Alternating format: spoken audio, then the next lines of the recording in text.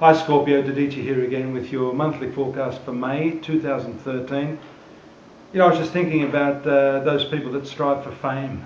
Really enduring fame, and they forget until they're actually in the middle of the peak of multi-million adulation that they become prisoners of those dreams that they once had. You only have to look at people like Michael Jackson and some of the other big stars who really don't have a life.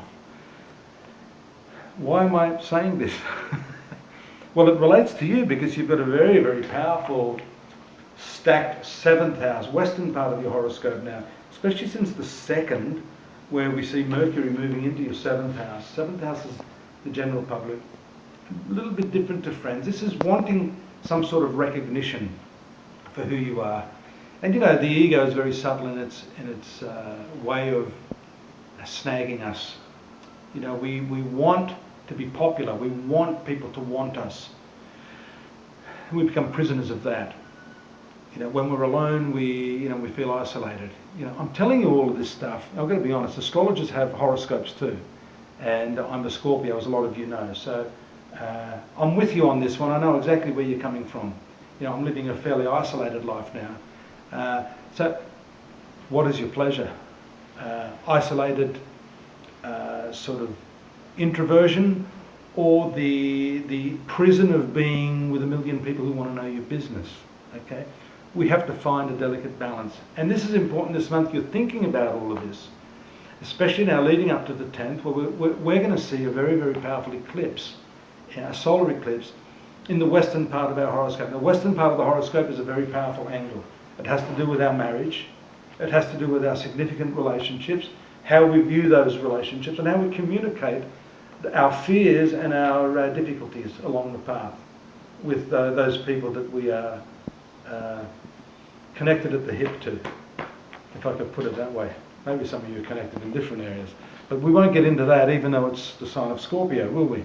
Except to say that you can expect now this important transit on the 10th, coupled with Venus moving into the 8th house. That's your partnership planet, moving into the sphere of sensuality and intimacy, that you can revive some areas of your relationship in that sense. You may be having to also curtail some of your activities to do that. Now, what happens when relationships become difficult? We tend to distract ourselves. That's a good way to put it. We distract ourselves with a lot of other bullshit, because that way we don't have to deal with the really important issues that are bothering us. And that's important for us this month to see that eclipse will...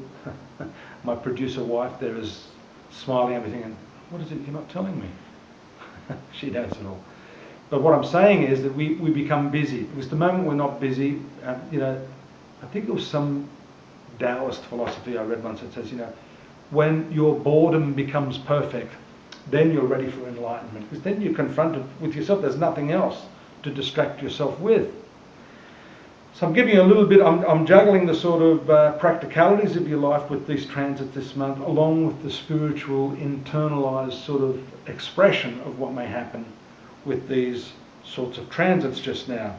10th of May, we have a very powerful Sun-Mercury conjunction in the 7th house. Communication will take place at that time. That's around the 12th to the 14th. You'll start to see some big moves at that time. Mercury is moving very, very quickly. It moves from the 7th, then to the 8th on the 16th, and then again to the 9th on the 31st. So relationships, intimacy, and then a lot of journeys are coming for you. So business transactions that require you to travel will happen later in the month on the 31st. One last thing I want to mention there, in relationship to the emotional side of your life, is the lunar eclipse that's going to take place there in Sagittarius. That has to do with the 2nd house of finances. What's happening in your life is probably evoking a lot of emotional reaction. If you're anything like me, you're probably finding that it's enjoyable to let loose and to offload all that stuff, but ultimately that's not going to help us too much. We need to bring that in control and redirect it and take control again of our circumstances. Wow, I don't know, that was a heavy one, probably because I'm a Scorpio too, but I look forward to your company as I do every month here. And in the meantime, as I always say, join me at astrology.com.au. That's my flagship, my website, where we have these monthly, yearly and daily readings available to you. We have lots of new psychics there online available to help you. And there's free readings for those of you that don't really want to spend anything. Happy to give it to you for free.